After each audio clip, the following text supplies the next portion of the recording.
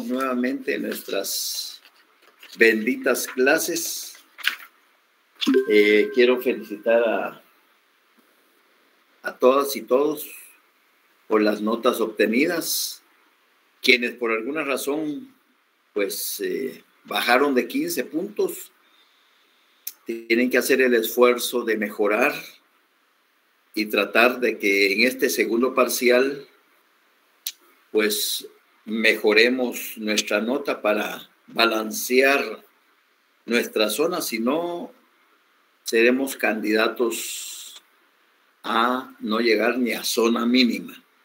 Así es de que felicitaciones a todos aquellos que hicieron su esfuerzo honestamente, es decir, se preocuparon, se sacrificaron, se limitaron en muchas cosas por tal de salir adelante. Y no solo en el curso, ¿verdad? Sino en los restantes 4 cursos, porque de eso se trata. El semestre lo integran 5 cursos y ustedes pues tienen toda la obligación de tratar de, aunque sea virtualmente, ¿verdad? Aunque sea virtualmente, pero de llevar zonas que quizás hay un poquito de mano peluda ahí, pero lo que más interesa, o en mi caso me interesa, es lo que están aprendiendo del curso. Eso es lo que me interesa. Ya seguimos con el calvario y ya el día de hoy, nuevamente, respetando mi palabra, se le subió la hoja de trabajo número 9, que es el recurso de apelación, artículos del 60 al 69, solo 22 preguntas. El próximo lunes es la última hoja del amparo. 10 hojas, ahí pues están las disposiciones, ya, la aclaración, la ampliación, el curso de hecho, y bueno, y terminamos el lunes con los 81 artículos de la ley de amparo. Ya el miércoles les comienzo a subir, me parece que son solo 2 hojas que les tengo que subir de la exhibición personal, está bastante sintetizada, y nos quedaría 1 o 2 hojas de la inconstitucionalidad de leyes, y con eso terminamos. Gracias, Francisca Roselinda. Vuelvo a insistir, a mí lo que me interesa es que lleven al día su texto paralelo. Eso es magnífico. Pero más que eso, que asistan a sus clases y que pregunten y que vayan aclarando, porque ustedes en su vida profesional esta ley de amparo la seguirán utilizando, seguro. Se van a graduar ustedes y esta ley de amparo seguirá vigente. Lo mismo que la Constitución seguirá vigente. ¿Ya? Entonces, si ustedes llevan su buena base, pues no van a tener dificultades al momento de sustentar sus exámenes, tanto público, en materia pública, como en materia privada. Pero para su vida profesional, sus textos paralelos le van a servir muchísimo, y para sus exámenes técnicos profesionales. De eso tengan la completa seguridad que así va a ser. Así es de que retomamos nuevamente. Hoy pues vamos a ir despacito, tratando de volvernos a conectar en la misma sintonía, para que ya tendremos unas 5 o 6 clases de amparo de todas aquellas dudas, porque ustedes ya son buzos, me di cuenta que son buzos, que sí entienden, que sí comprenden, entonces ya me va más fácil el manejo de este tema. Entonces, vamos a comenzar inicialmente por acá, para retomar la dinámica de lo que es el proceso de amparo. Y ahí sí que nos vamos al principio, ¿verdad? Al título que dice, recuérdense algo muy importante, esto deben de tenerlo muy claro, por favor. Recuérdense que la Ley de Amparo, Exhibición Personal y de Constitucionalidad tiene exactamente la misma jerarquía que la Constitución Política de la República de Guatemala, que la Ley Electoral y de Partidos Políticos, que la Ley de Emisión del Pensamiento y que la Ley de Orden Público. Porque todas esas 5 leyes son producto de una Asamblea Nacional Constituyente. Entonces, la Ley de Amparo tiene esa jerarquía constitucional por ser producto de una Asamblea Nacional Constituyente.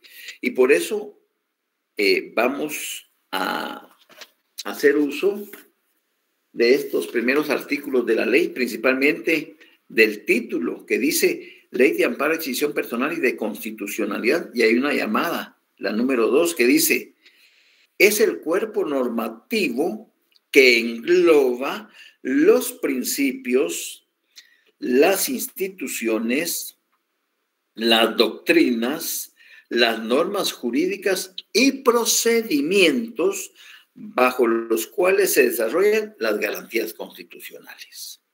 Es decir, que este normativo es el que va a ser utilizado por los abogados y abogadas para invocar cualesquiera de las 3 garantías constitucionales que regula la Constitución, como lo son la exhibición personal, el amparo y la inconstitucionalidad de leyes. Entonces, en esta ley está englobado no solo los principios, las instituciones, las doctrinas, las normas jurídicas, sino los procedimientos bajo los cuales se desarrollarán las garantías constitucionales.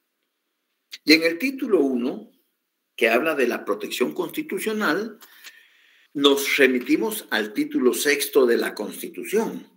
Y en el título 6 claramente establece garantías constitucionales y defensa del orden constitucional. O sea, van íntimamente relacionados el título 6 con el título 1 de la protección a la Constitución de la Ley de Amparo. Dice la llamada 3. La Constitución tiene una doble función, pues no solo debe establecer y proclamar los derechos de los habitantes del país, sino que también debe funcionar como instrumento para garantizar el respeto, cumplimiento y restablecimiento de dichos derechos. En otras palabras, la Constitución, dentro de esa doble función que analiza la Ley de Amparo, dice, bueno, la Constitución regula normas de derechos humanos de carácter individual. El derecho a la vida, la integridad, el derecho a un nombre, el derecho de petición, el derecho de locomoción, el derecho de defensa, el derecho a la propiedad privada. O sea, son derechos individuales que son protegidas por la Constitución a cualquier persona que se encuentre dentro del territorio nacional y fuera de sus fronteras cuando son sedes guatemaltecas. O sea, esa protección es de carácter general. Pero el otro trabajo es no solo normar esos derechos individuales, esos instrumentos sustantivos, sino también adjetivos. Es decir, realizar la Constitución un procedimiento judicial ante los órganos competentes en demanda a la protección de esos derechos humanos que han sido violentados por por parte de las autoridades, ya sean gubernamentales, municipales o de la iniciativa privada, o autónomas o descentralizadas, no importa, no importa. Entonces, la misma Constitución no solo contiene todo el derecho sustantivo de la protección a los derechos individuales, la vida, la seguridad, la defensa, la petición, la acción, etcétera, sino también derechos sociales, porque también tutela la protección de grupos grandes de poblaciones, como es la educación, como es la salud, como es la recreación, como es la misma seguridad que va dirigida, el trabajo. O sea, son normas constitucionales que van dirigidas a proteger intereses de sectores colectivos. Y la ley de amparo está para que se protejan procesalmente esos derechos contenidos en la Constitución.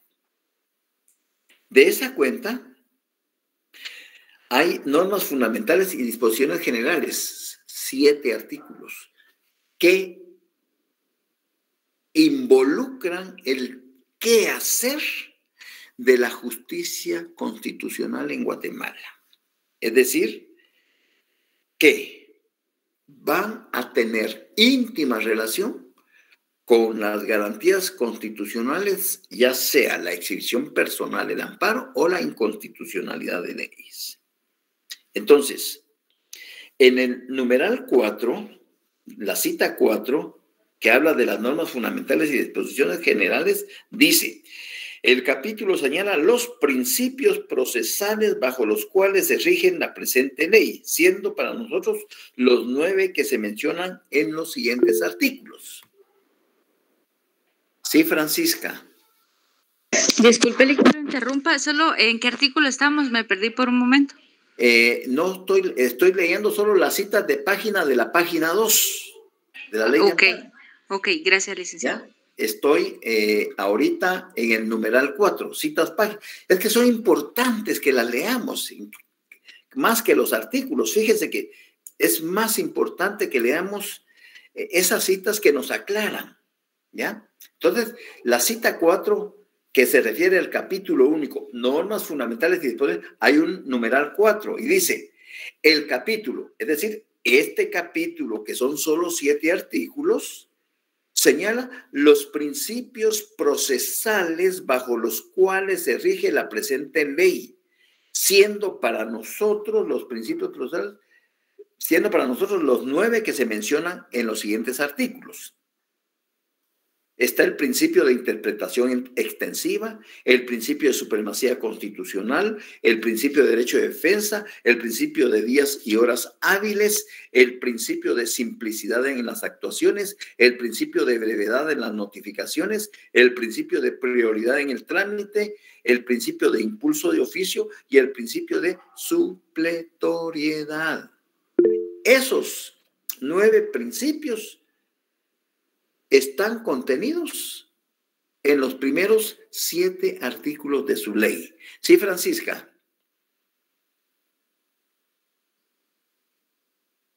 ¿No? ¿Ibas a preguntar? Sí, licenciado. ¿Sí? ¿Me escucha? Sí, te escucho.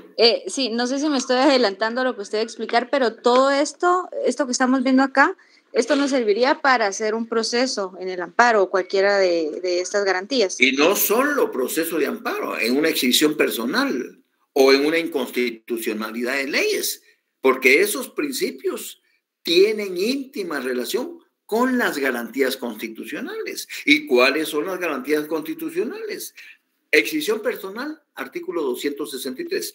Amparo, 265. Inconstitucionalidad de leyes a casos concretos, 266. Inconstitucionalidad de leyes de carácter general, artículo 267. O sea, siempre tengámoslos presentes. Siempre. En cualesquiera de las garantías constitucionales que invoquemos ante el tribunal competente, estos principios los vamos a encontrar normados, regulados en los primeros 7 artículos de la ley. Por eso se denominan normas fundamentales y disposiciones generales, porque es de aplicación para las 3 garantías constitucionales. ¿Te queda claro? Sí, licenciado, muchas gracias. Muy bien. Dentro de esos, pues ya ustedes, por supuesto, los han leído, y prueba de eso es su trabajo que han hecho enorme en su texto paralelo. Yo lo único que hice fue que ustedes mastiquen la ley de amparo, porque en el examen final entra todo el texto paralelo. Es cierto, ya ustedes van a llevar una zona de 60, 65, 68, 61, 54, etcétera. Pero no estamos por la nota, estamos por el disco duro que ustedes tienen acá y que están dándole insumos. ¿Para qué? Para que cuando ya sean profesionales, ustedes, esta ley sea una de sus principales armas para tratar de tenerla presente todos los días de su vida profesional, Entonces, el aprendizaje que vamos es así, de a poquito, pero fortalecido, de tal manera que ustedes están en 4º semestre, pero van a manejar el amparo al final del semestre mejor que un abogado recién graduado.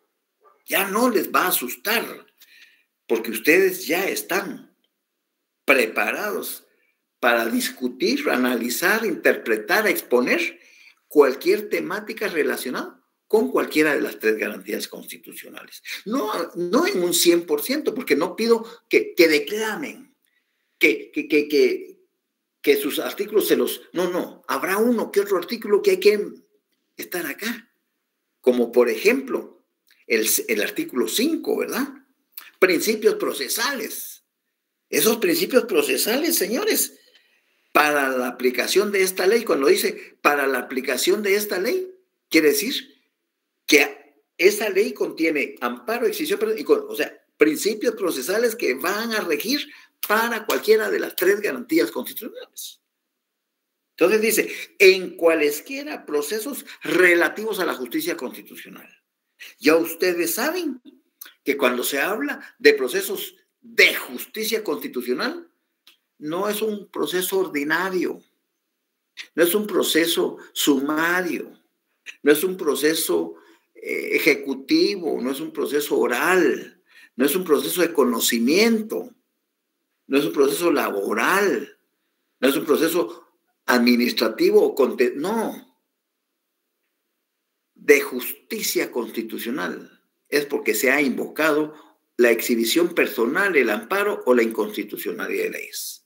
Son los únicos casos en los cuales el tribunal competente que conoce esas garantías constitucionales va a impartir justicia constitucional, no justicia ordinaria, común y corriente que aplican en los demás procesos del ordenamiento jurídico que hay en Guatemala. Entonces, todos los días y horas son hábiles. Ahí está la llamada número 9 que dice principio de días y horas hábiles.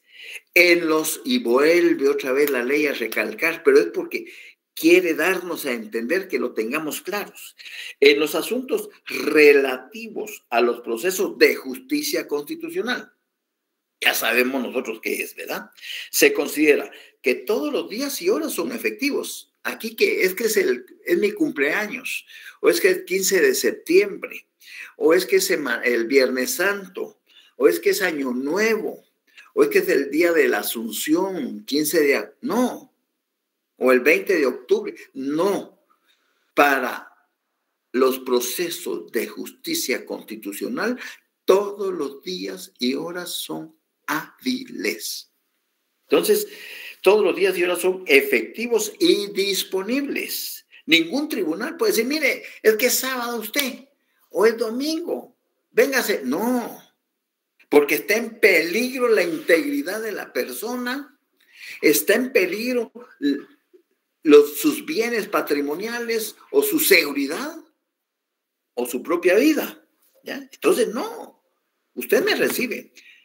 Hay muchos abogados litigantes, principalmente en materia de amparo, que son muy malosos. Yo les digo malosos, les llamo malosos, porque tienen el espacio de temporalidad de los 30 días para interponer el amparo, pero esperan el último viernes, antes de los 30 días, el último viernes, ante el tribunal competente, y cuando el reloj del tribunal marca las 15 horas con 28 minutos, que ya están todos listos para salir a sus casitas, cuando ¡ping!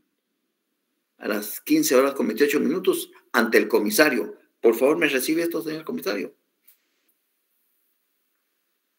El comisario llama al secretario, el secretario llama al juez, si es que está el juez en el despacho, y si no, ¿qué les queda? Recibirlo. Y ahí mismo a llamar al juez, señor juez, acaban de interponer un amparo. El juez se está echando unos sustraditos allá por la zona 10, bueno, que nadie se mueva del tribunal. Regresa, 4 de la tarde. Bueno, muchachos, ¿a quién le toca por orden? Al oficial primero y al notificador primero. Entonces se quedan el oficial primero, el notificador primero, el secretario y uno de apoyo. ¿Quién se quiere quedar para la próxima? Yo, Lick. Bueno, ese fin de semana, esos pobres jóvenes se lo pasan trabajando. Leyendo, viendo, calificando el memorial para ver, porque un amparo jamás se puede rechazar. No se debe rechazar. Se debe admitir para su trámite. Y si tiene alguna falencia, que no llena algún requisito, que se le olvidó por la prisa consignar la nacionalidad, o que se le olvidó el correo electrónico, el número de colegiado, alguna formalidad ahí, pues se admite para su trámite en un decreto, una resolución de mero trámite y previamente se le otorgan 3 días, se le concede audiencia al amparista 3 días. ¿Para qué? Subsane esos errores de forma. Una vez cumplido dentro de los 3 días, porque eso se notifica rapidito, al día siguiente, dentro de las 24 horas de resuelto. El decreto se emite el mismo día que se presentó, pues, ¿ya?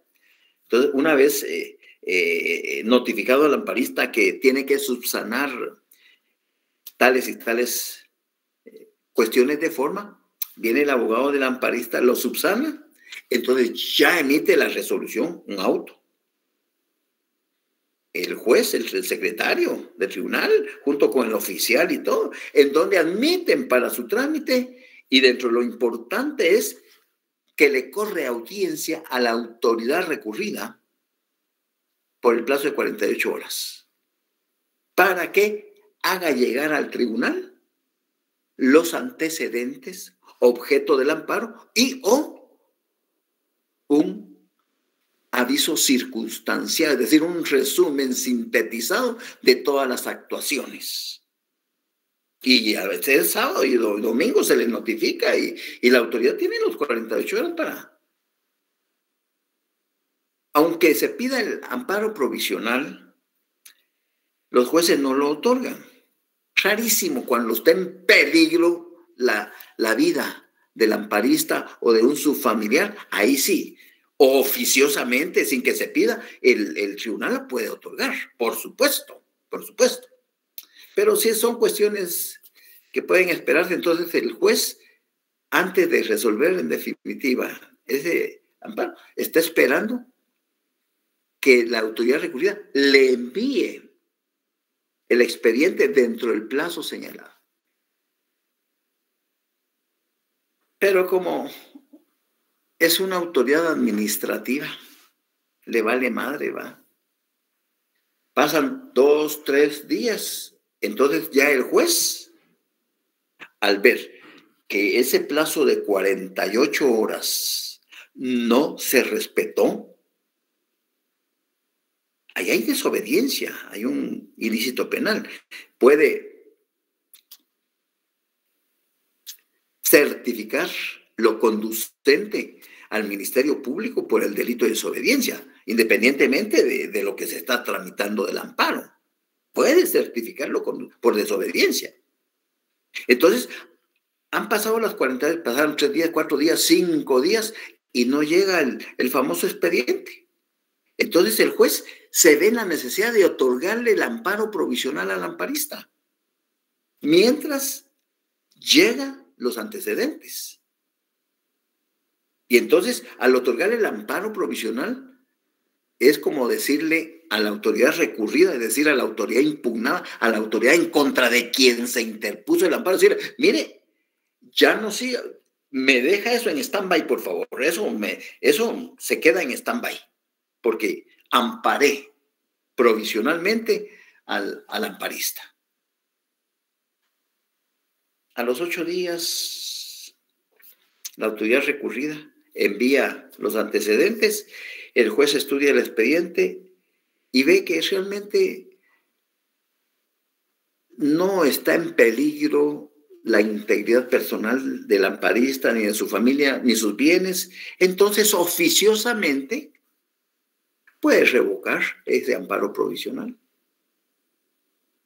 Y revoca el amparo provisional y se lo notifica. Claro que el amparista se enoja. El amparista apela, puede apelar. Apela directamente ante el tribunal o directamente ante la Corte de Constitucionalidad. Ahí depende del abogado, ¿eh? Porque no está conforme que le hayan revocado. Pero llega eso inmediatamente a la Corte y se da cuenta que el juez actuó con derecho y todo. Declara sin lugar la apelación y el proceso continúa, pues. ¿Eh? Entonces, vean cómo esa garantía constitucional puede ser utilizada precisamente, y el amparo, como lo vamos a ver a continuación, puede ser utilizado cuando hay un resquebrajamiento de la ley por parte de la autoridad, cuando con su accionar o su no accionar provocó un daño, ya, personal y directo en la persona del amparista y o de su familia o de sus bienes. Entonces, por eso es que todos los días y horas son hábiles. Ahí no hay, ¿ya? Porque esto debido a la importancia de los derechos que tutela y la necesidad de respuesta pronta por parte de las autoridades respectivas. Eso es lo que dice la cita número 9 en relación a que todos los días y horas son hábiles. En la página 4, literal B dice, las actuaciones serán en papel simple, salvo lo que sobre reposición del mismo te resuelve en definitiva. Y hay una llamadita ahí que es la 10. Principio de simplicidad en las actuaciones. Busca evitar las formalidades innecesarias y engorrosas en la tramitación de los procesos de las acciones constitucionales. Es decir, si nos referimos a la excisión personal, ustedes ya saben que es antiformalista. No requiere de formalidad alguna para interponer una excisión personal. Pues también en el amparo, aunque no lo crean, alguien que es notoriamente pobre, pero con el proceder de un juez se le despojó por parte de unos mafiosos de unos terrenos que tenía en determinado lugar, pero él no tiene dinero para un abogado. Él puede acudir al tribunal jurisdiccional y plantear ante el secretario del tribunal lo que le aconteció, que fue despojado de sus terrenos, que sus abuelitos lo poseyeron por más de 30 años, luego sus padres por más de 50 años, y ahora él lleva 25 años. Entonces, pero ahora él ya no es el dueño porque están construyendo unas casas y unos parques, y él tiene los documentos ahí que acreditan la posesión del terreno. Entonces viene el secretario y levanta una actita en donde inicia el proceso de amparo para este sujeto y lo remite a la Procuraduría de los Derechos Humanos para que sea la unidad de asuntos constitucionales la que se encargue de darle seguimiento a ese. Y si en dado caso el secretario no le da la gana atenderlo, pues esa persona de escasos recursos puede irse a quejar directamente ante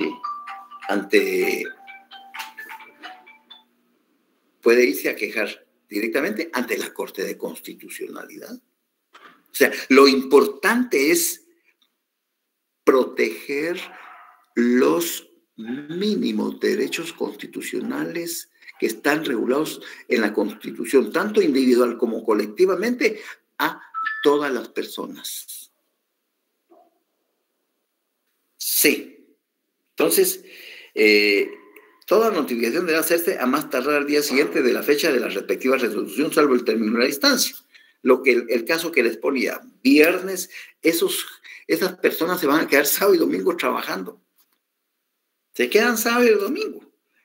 Y ya el lunes sigue igual el proceso, ¿va? Pero se quedaron su fin de semana echándole ganas a resolver y dirigir las primeras actuaciones.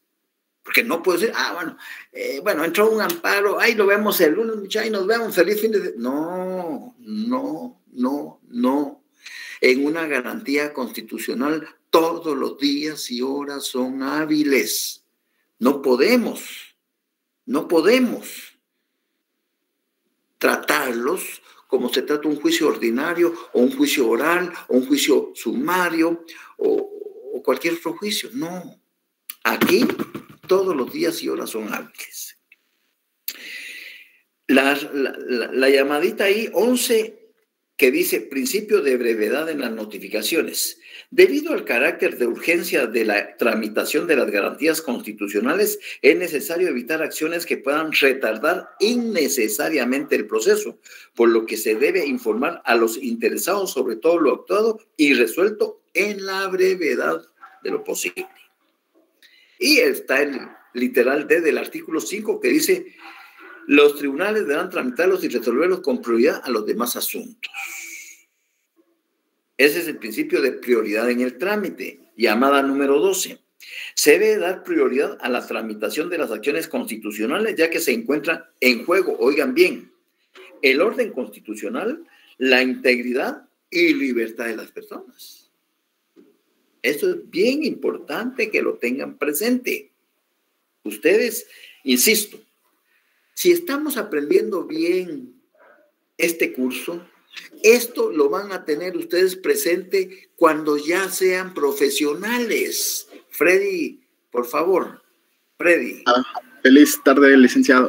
Una pregunta muy simple, la verdad, pero digamos que yo presento un amparo en la CC y, digamos, es medianoche. ¿Es exactamente el mismo procedimiento en la noche que si lo presentara al mediodía? Todo las 24 horas del día. Okay. Todos los días y horas son hábiles. O sea que tengo que hacer exactamente el mismo procedimiento, llevar los mismos papeles, todo exactamente. Por supuesto que tú vas a presentar, como es ante la CC, tú tienes como abogado que saber que vas a presentar tu amparo, ya sea contra el presidente o el vicepresidente del Ejecutivo, contra cualquier diputado, comisión de diputados, bloque de diputados, junta directiva, pleno del Congreso, organismo legislativo, y o el pleno de la Corte Suprema de Justicia o contra los miembros de una Cámara Penal, Civil o de amparos de antejuicios o contra un solo magistrado de la Corte.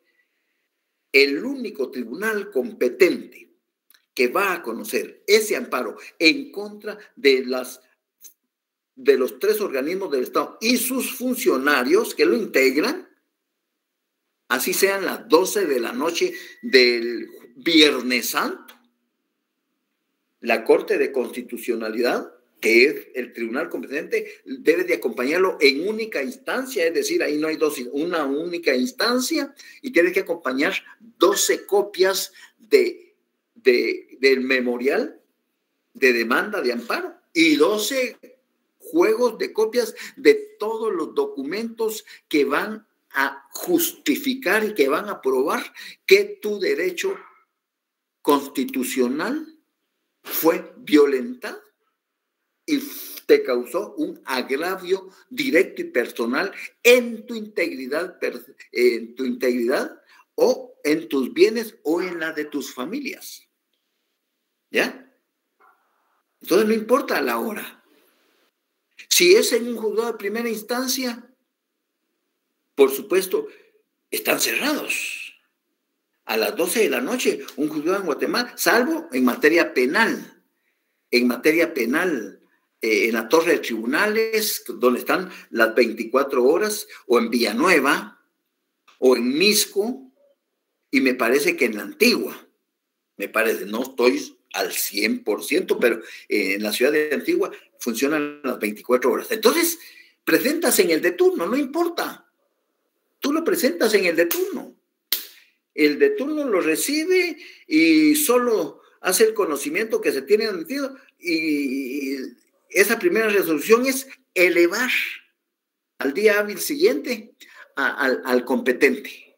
Pero un amparo jamás se puede rechazar. Mire usted, véngase el lunes. Es que, mire, ya son las 3 de la tarde del viernes. No. A las 3:28 te lo tienen que recibir. Y se quedan trabajando fin de semana. ¿Te queda claro, Freddy?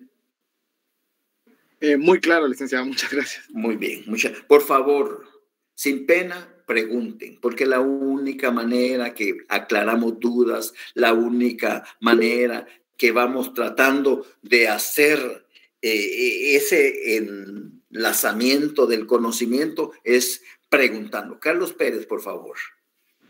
Licenciado, muy buenas tardes. Buenas tardes, Carlos. Solo para confirmar acá, licenciado, que eso ya en los cuestionarios que usted, en los laboratorios, perdón, que nos ha dado, ahí está, pero solo quiero confirmar, esos entes a los que usted se refirió, es a los que uno presenta en la Corte Suprema, en la Corte de Constitucionalidad, los amparos, ¿va?, en contra del presidente, vicepresidente, los diputados, el Pleno del Congreso.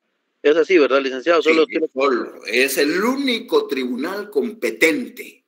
Gracias, en licenciado. Única instancia.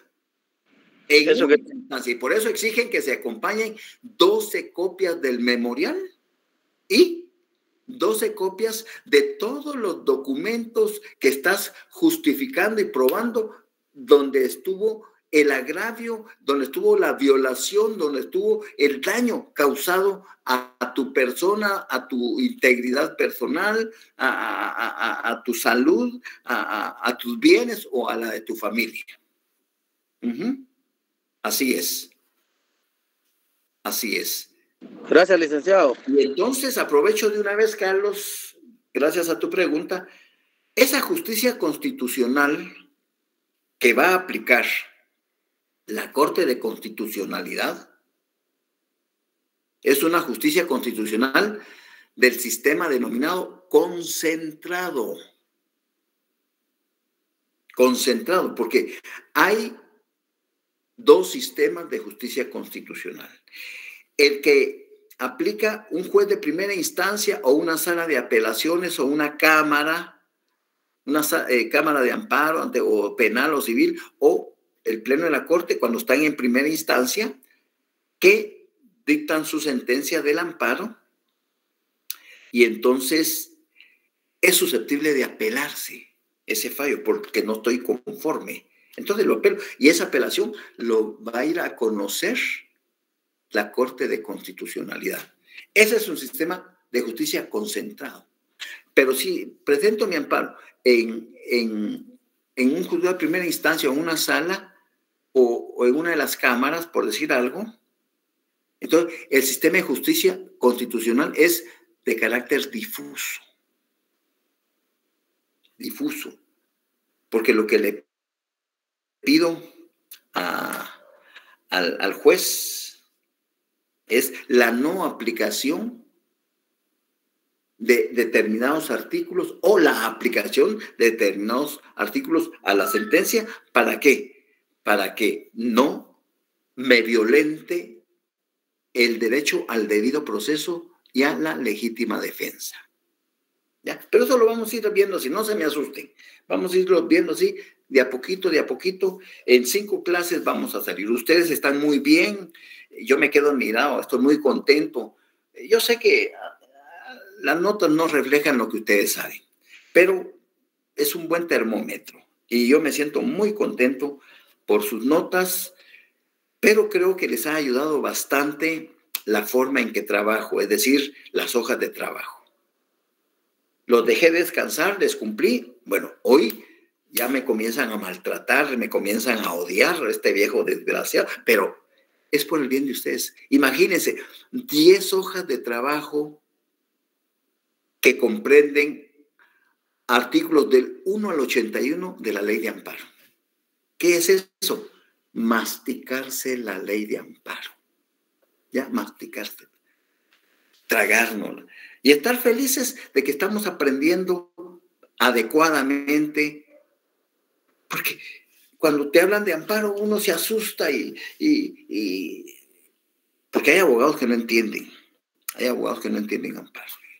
Entonces, hay algunos artículos cajoneros, como el 5, que acabo de leer, y el 6 es otro cajonero.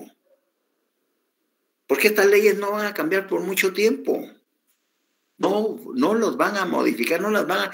Harán alguna que otra reformita, pero la esencia se mantiene vigente. El impulso de oficio, artículos. Ese es uno de los artículos que nos lo tenemos que grabar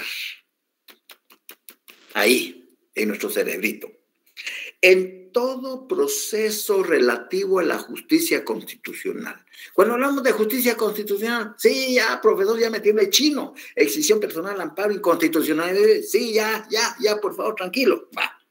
En todo proceso relativo a la justicia constitucional, solo la iniciación del trámite es rogado. Principio de rogación. Yo llevo acá el memorial con sus documentos al tribunal a que me lo sellen. Ahora, en la mayoría, ahora que ya se obligó, ojo con esto, ahora que ya se obligó a los abogados litigantes a que tengan su casillero judicial, me parece que el viernes era el último plazo para que todo abogado abriera su casillero. Para los que no litigamos, pues no hay obligación. Aún así, desde el año pasado, pues ahí tengo mi casillero, ¿verdad? Aunque no litigue. No sé en qué momento voy a tener necesidad de recurrir a un tribunal, pero ya tengo mi casillero judicial. Y entonces, a ese casillero llegan todas las notificaciones a partir del viernes pasado. Y es obligación ahora que cada abogado, a través de su casillero, ahí le van a notificar, y a través del casillero él puede enviar las demandas en materia de amparo al tribunal competente con las copias correspondientes, y las descarga y las reciben allá. Ya la virtualidad en ese sentido es una magia que nos afecta a los que no somos buzos para eso, ¿va? Pero se está trabajando de esa manera. Sí, Francisca Roselinda. Licenciado, ¿cómo sabemos cuál de las 3 garantías presentamos? Si un amparo, una inconstitucionalidad o una exhibición personal. ¿Eso depende del derecho que ha sido violentado o cómo se sabe? Francisca Roselinda Hidalgo, creo que es tu apellido, ¿verdad? Así es, licenciado, me suena que me va a regañar. No te voy a regañar. No, yo no regaño. Pero te llamo a la reflexión. ¿Qué dice el artículo 263? ¿Qué dice el artículo 265? ¿Qué dice el artículo 266? ¿Qué dice el artículo 267 de la Constitución? Las tres son garantías. Con base a eso, tú vas a saber cuál garantía es la que... Si alguien es retenido en contra de su voluntad, amenazado. La exhibición personal. Entonces ahí usas la exhibición personal. Tu fuente de consulta es el artículo 263, ¿verdad? Ahí no hay pierde. Dice, quien se encuentra ilegalmente preso, te retiene en contra de tu voluntad. Sí. Porque les caíste mal a los agentes capturadores, ¿verdad? O agentes captores. Les caíste mal y te retienen. Sí, pues me remito a estos artículos para saber si lo comprendo. Esta es tu fuente.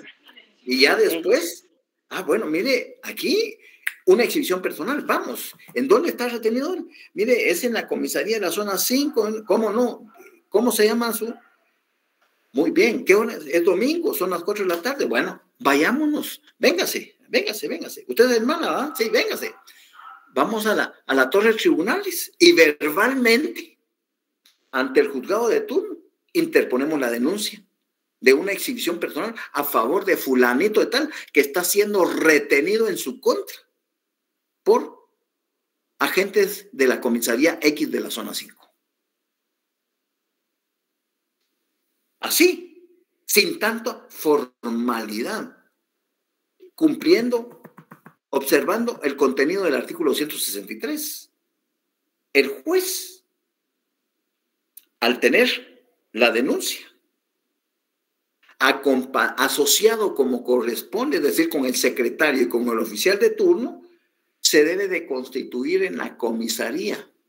No va a ser a las 6 de la tarde, pero sí a las 7 u 8, o puede ser a medianoche, pero se debe de constituir en nombre de la República de Guatemala y hablar con el jefe de la comisaría y decir, bueno, ¿dónde está la orden de captura que libró juez competente para la detención de este señor? No, es que, mire, no hay orden de captura, señor juez. Lo que pasa que, pues, él andaba haciendo escándalos y nos maltrató y por eso está detenido. ¿Qué dice la Constitución? Usted que es comisario, ¿qué dice la Constitución para detener a una persona? Que exista orden de juez librada por juez competente. No la tiene, ¿verdad? No, señor. O que haya sido sorprendido cometiendo flagrancia en un ilícito penal. ¿Se dan esos dos presupuestos? No. Entonces, usted está abusando de su poder. Y ahorita lo puedo consignar.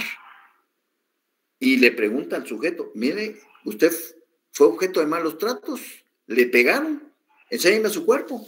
Decía, no, señor juez, pero como que les caí mal, pero yo no estoy tomando, yo no tomo, yo venía de estudiar, pero los de la radiopatrulla, no sé, pensaron que era ladrón, yo les expliqué, me identifiqué, me rompieron mi documento. Inmediatamente el juez levanta un acta y lo deja en libertad. Porque sabes que es una exhibición personal la que invocaste, porque estaba siendo retenido en contra de su voluntad. Entonces, la misma Constitución te da la pauta para proceder sobre la garantía que vas a usar en su momento oportuno. Veamos el 265, brevemente. El 265. Fíjense que en el 265, amparo, procedencia de amparo. Eso está ahí, tío. Se instituye el amparo con el fin de proteger a las personas contra las amenazas de violaciones a sus derechos. Punto. Ahí quedemos. Se instituye el amparo con el fin de proteger a las personas contra las amenazas de violaciones a sus derechos. Pongamos un ejemplo. Más de alguno de ustedes vio una entrevista en uno de los canales de televisión guatemalteco, en donde un colega que fue mi alumno, por cierto, fue mi alumno, fue presidente del Tribunal de Honor de la Junta Directiva del anterior a la actual. Un abogado joven, por supuesto, fue presidente del Tribunal de Honor de la Junta Directiva del Colegio de Abogados, que le entregó a esta actual Junta Directiva los cargos. Él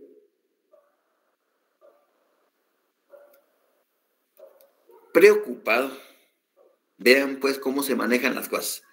Él acudió ante la Corte de Constitucionalidad a interponer un amparo, porque el Honorable Congreso de la República estaba discutiendo una ley que limitaba los derechos constitucionales a las manifestaciones de los habitantes del país y le daba mucho más poder de agresión a los agentes de la autoridad para que no fueran responsables de los daños que pudieran provocar a los que estaban manifestando. Entonces el Congreso en 3 lecturas la aprobó y la iba a enviar al Ejecutivo para que el presidente de la República lo sancionara, la promulgara, la publicara y fuera ley. Comenzó la presión de los 48 cantones de Totonicapán, la presión social. Pero sin embargo, este abogado, este colega que en la entrevista dice que él interpuso un amparo ante la amenaza de violación a los derechos constitucionales que esa ley iba a provocar. Y lo interpuso. Humildemente, desde mi punto de vista, para mí que era declarado sin lugar. ¿Por qué razón? Porque no había terminado el proceso de creación de leyes. Se admite una ley, se discute en 3 sesiones, se aprueba, se remite al Ejecutivo, la sanciona o la veta. No se había dado esos pasos y él ya se había adelantado ante la Corte de Constitución e interponió un amparo en contra del presidente de la República para que vetara, que no sancionara, sino que vetara esa ley. Lo que él estaba buscando es, véanme partidos políticos, los 28 partidos políticos, véanme, mire, yo soy buzo. Aquí estoy a las órdenes. O sea, él se está publicitando gratuitamente. Y siempre los partidos políticos oportunistas, ahí ya no tardará en aparecer en algún partido político. O sea, eso. Pero legalmente hablando, no era para mí el momento oportuno para acudir ante la Corte de Constitucionalidad en contra del presidente. Porque la Corte de Constitucionalidad no le puede vetar ni limitar el derecho de veto que la Constitución le otorga al presidente, de sancionar o de vetar. La Corte no puede, por muy tribunal superior, no le puede decir al presidente, mire usted, apruebe eso, porque se transgrede la norma constitucional. Pero él no lo hizo él lo hizo por notoriedad, pues, llamando a los partidos políticos, 27, 28 creo que ya hay. Miren, yo conozco los problemas nacionales y estoy interesado en colaborar porque la institucionalidad del país se debe mantener y respetar. ¿Ya? Entonces, fíjate, se instituye el amparo con el fin de proteger a la persona contra las amenazas de violación de sus derechos. Modalidad preventiva. La modalidad preventiva. Antes hay una amenaza inminente y cierta, acudo al amparo, porque hay una amenaza inminente, pero no se ha dado.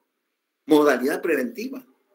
O ese artículo dice, para restaurar el imperio de los mismos cuando lo viola. Si ya ocurrió la violación, bueno, con su accionar o su no accionar, la autoridad me perjudicó, me atropelló mis derechos.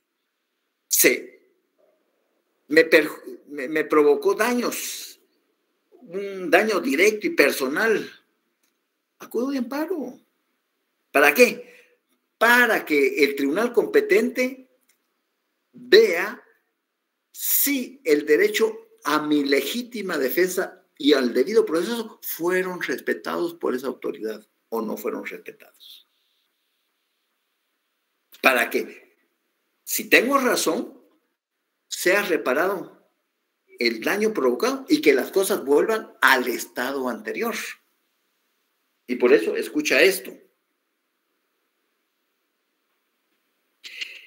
No hay ámbito que no sea susceptible de amparo. El amparo cabe en todo. En lo sector público, en el sector gubernamental, en las instituciones descentralizadas y autónomas, en la iniciativa privada. No hay materia que no sea susceptible de amparo. Punto. ¿Ya? Y procederá, y ahí mismo la ley te dice por qué procede el amparo. Y procederá siempre que los actos, ¿cuándo hay un acto? Cuando interviene la voluntad de la autoridad. Siempre que los actos, la resolución, hay una resolución o hay una disposición o ley de autoridad que lleven implícitos una amenaza, restricción o violación a los derechos que la Constitución y la ley garantizan. Así es sencillo. Entonces la misma Constitución te va a indicar cuál es la garantía constitucional que debes de invocar. ¿Te queda clara, Francisca Rosalinda? Perfectamente, licenciado, gracias. Muy bien. ¿Alguna otra duda? Voy con el artículo 6 y con esto concluyo. Grábenselo, por favor. Impulso de oficio. En todo proceso relativo a la justicia constitucional, solo la iniciación del trámite es rogada. Y entonces ahí dice principio de oficio. Es obligación de la administración. Fíjense que aquí ya abre. Es obligación de la administración pública. No está diciendo de los tribunales del país, no. Es obligación de la administración pública. ¿Ya? No detener el trámite de las garantías constitucionales y adoptar las medidas necesarias para evitarlo. O sea, el mensaje, todo. Cualquier trámite de gestión y todo tiene. Si les mandan a pedir un documento, no pueden entorpecer el rápido trámite de lo que es el amparo. ¿Estamos bien ahí? ¿Vamos bien? Sí, licenciado. ¿Hay alguna duda? Licenciado, a mí no me queda claro muy bien el término de rogada. ¿A qué hace referencia? Rogada es que yo voy a llevar personalmente, voy a rogar al tribunal, ¿ya? Voy a llevar mi memorial de amparo para que me lo reciban. Esa es la rogación, el principio de rogación. Todos los demás trámites del amparo corren bajo la responsabilidad del tribunal. Esa es la rogación, ¿ya? Así como yo como notario, entonces llega a mi oficina, para que me lo entiendas más claro, llega a mi oficina dos personas, doña Juana Pérez Velázquez y don Pedro Aycinena Molina. Doña Juana Pérez Velázquez le va a vender un inmueble a don Pedro Aycinena Molina. Pero resulta que doña Juana Pérez Velázquez no sabe firmar. Entonces, deja impresa la huella dactilar del dedo pulgar derecho y firma a su ruego. Él o la testigo civilmente capaz, idóneo y del conocimiento del notario, don fulanito de tal. O sea, a ruego de la señora, doña Juana, ella solo puso su huella dactilar porque no sabe firmar, pero va a firmar a ruego otra persona que conoce a doña Juana, y que la conozco yo como notario. Este es el principio de rogación, ¿ya? Y en el amparo debemos de entender que es solo llevar el memorial al tribunal, aunque ahora con el casillero que les explicaba, ya ese principio de rogación casi como que desaparece, porque desde mi casillero puedo enviar la demanda al casillero del tribunal competente para que ellos reciban no solo mi demanda de amparo, sino todos los documentos escaneados que van ahí mismo. Ese es el principio de rogación. Carlos, dime. Sí, licenciado, perdone, solo una consulta. Como usted dice que no hay acción que no sea susceptible para presentar no un hay amparo. amparo. Sí, pues, sí, exacto. No hay materia que no sea susceptible de amparo. Exacto, pero tal vez estoy confundiendo una cosa con otra, licenciado, pero tengo la duda. Mire, pues, por favor. Por ejemplo, sé que en el artículo, creo que si no estoy mal, el 77 del Código de Trabajo establece las justificaciones de despido de un empleado, por ejemplo. Sí, las causas de despido. Las causas de despido, por ejemplo, pero sí. si digamos el patrono arbitrariamente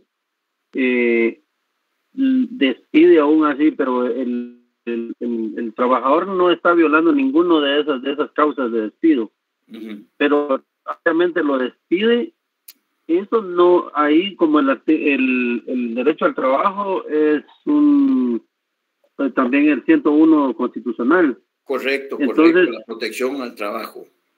Ajá, entonces, ¿esta persona puede presentar un amparo o es No, ahí es el juzgado de trabajo? Exactamente. Lo primero que tiene que hacer el trabajador al ser despedido injustificadamente es acudir a la inspección de trabajo y presentar su denuncia dentro de los 30 días hábiles en que fue despedido, porque si llega a los 3 meses, llega a los 4 meses, ya prescribió el derecho del trabajador. Él tiene los primeros 30 días para presentar su denuncia a la inspección de trabajo. El inspector de trabajo lo escucha, levanta una actita y manda notificación al empleador para una junta conciliatoria en determinada fecha. En esa fecha, si llega el empleador, llega el trabajador, el inspector de trabajo asignado es un simple árbitro, un simple mediador. Mire, aquí se presentó un fulanito, dice que fue despedido. No, que mire, que él me robó. No, momentito. Aquí dice que usted lo despidió. Sí, pero ¿tiene pruebas? Pues mire, fíjese que aquí están las cámaras, mire. Él en compañía de otro trabajador, y lo podemos ver, fueron grabados donde estaban sacando materiales de la fábrica. Y no solo una vez, sino varias veces. Y ahí están, usted lo puede ver. Y lo van a ver y todo. Ante eso, ¿y usted qué dice? Bueno, es que la verdad es que fue mi otro compañero, yo solo lo acompañé, pero es cierto, ese que está ahí, pues sí, yo veo que sí, pero yo no fui el que hice eso, sino fue mi otro compañero. Él solo me dijo que le echara una mano, pues ni modo, como somos compañeros. Bueno, pero entonces hay causa justificada porque usted está robando. Inclusive, usted, señor, si el inspector es correcto de trabajo, le dice, usted puede proceder presentando la denuncia correspondiente ante el Ministerio Público por hurto agravado, porque él es empleado de su confianza y él estaba hurtando, pero esa confianza lo agrava. Y aparte que era horas de la noche, utilizando la nocturna, o sea, usted puede ir perfectamente. No, mire, yo no quiero problemas, yo lo que quiero, yo trato de ser correcto y todo. Entonces, ese es el papel del Tribunal de Trabajo, conciliador. Lamentablemente. Ese es el procedimiento, ¿vale? Exacto. Lamentablemente. Eso quería. Gracias. Lamentablemente acá se cree que el trabajador es la parte más débil. Y hay buenos trabajadores, pero también hay trabajadores sinvergüenzas. Y hay buenos patronos, pero también hay patronos sinvergüenzas. Eso está como la ley del femicidio. Es una ley que si tú le sacas la lengua a tu esposa o a tu novia y ella llama a la policía y se inventa una de vaqueros que fue agredida por tu persona y tú solo la lengua, te van a traer del mocho y te van a 4, 5, 8 años te van a zampar. Esa ley de femicidio es un atentado contra la familia, contra la familia. Aquí en Guatemala, y perdonen lo que voy a decir, hay muchos hombres que son maltratadores, pero hay muchas más mujeres que son maltratadores. Y el hombre, calladito, se queda con la boquita callada, no, porque la mujer le puede quebrar un bate en la espalda y le puede fracturar en 10 pedazos las manos y las piernas, pero según la ley del femicidio, ese esposo no tiene la calidad de víctima. En la ley de femicidio, la única que se considera víctima es la mujer. Ojo, ojo. Entonces, hay situaciones difíciles, pero en lo laboral, ese es el procedimiento a seguir, Carlos. ¿Ya? Gracias, licenciado. Agradezco mucho la explicación hoy. Muy bien. Bueno, mis queridos estudiantes, nos vemos, si Dios nos presta la vida, el próximo viernes. Vamos a ver la 19 y 14 de laboratorio 8. 19 y 14 de laboratorio 8. 8. La 14 dice, ¿qué nombre recibe la resolución judicial que decide el incidente? Auto. Eso está en la ley del organismo judicial, hombre. La 19. El que pague puede repetir contra el autor de los daños y perjuicios lo que haya pagado. ¿Qué entiende por ello? Bueno, te lo voy a explicar. Va un joven, es decir, tú, la que preguntó, ¿quién preguntó?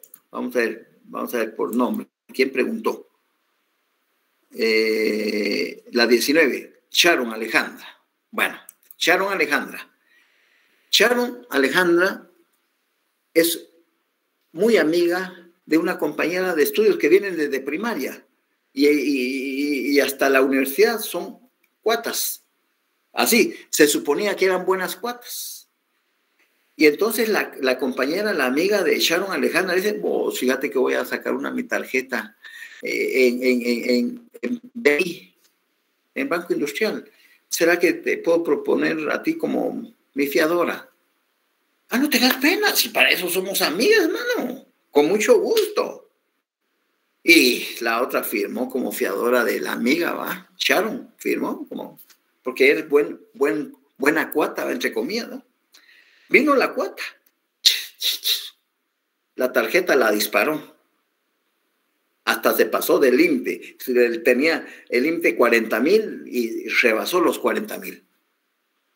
Y comienzan a Sharon Alejandra. Señorita, mire, fíjese que su amiga fulana de tal no ha pagado y los intereses. Y, mire, yo es que usted es la fiadora. La vamos a tener que demandar si usted no viene a pagar por ella. Y aquella se le desapareció la cuota. Cambió de teléfonos, ¿ya? Cambió de teléfonos, ya no vive donde vivía, tan. Total de que demandan a Sharon. En la vía civil demandan a Sharon, ¿no? Por los 40,000 que la otra. Y le descuentan a Sharon, y esta como la fregada Sharon, ¿va? ¿Qué estaba pensando? Yo creí que era mi amiga. Y embargado 5 años el embargo hasta que pagó los 40,000. Sharon, pasan 3, 4 años y se da cuenta y descubre que ella trabaja en el Ministerio de Educación, que es supervisora. Entonces, reúne el título ejecutivo que a ella la ejecutaron y puede repetir. Es decir, le va a cobrar y le va a embargar a su amiga los 40 y tantos miles que ella pagó, incluyendo las cuotas. Eso es repetir. ¿Ya? Yo pagué por otro. pero eso no significa que no pueda cobrarle por el que pagué. Ese es repetir. ¿Te queda claro? Muy bien. Erika. El licenciado, ¿me podría ayudar con la pregunta 9 de la hoja 9, por favor? Pregunta 9 de la hoja 9. Ya vas por ahí. Qué bárbara. ¿Qué entiende por apelación sin carácter suspensivo? 60 al 69. Es decir, sin carácter suspensivo es que si se apela, la apelación se envía a la Corte de Constitucionalidad, pero el amparo sigue su proceso normal, no se interrumpe. Eso es la apelación sin carácter. Artículo está en el artículo, ahorita te lo digo, 62. La apelación del auto, pero ojo con esto, porque es del auto que conceda, deniegue o revoque el amparo provisional. Solo en ese caso, la apelación del auto que conceda, que deniegue o que revoque el amparo provisional no suspende el trámite del amparo. Eso es la apelación sin carácter suspensivo, que no se suspende el trámite del amparo. Y el tribunal original continuará conociendo, aunque se vaya la apelación a la Corte de Constitucionalidad, pero solo en el caso de que el auto que conceda, que deniegue o que revoque el amparo provisional. Es el único caso. ¿Te queda claro? Sí, licenciado, muchas gracias. Para servirte. Bueno, jóvenes, me voy a descansar. Nos vemos el lunes si Dios nos presta la vida.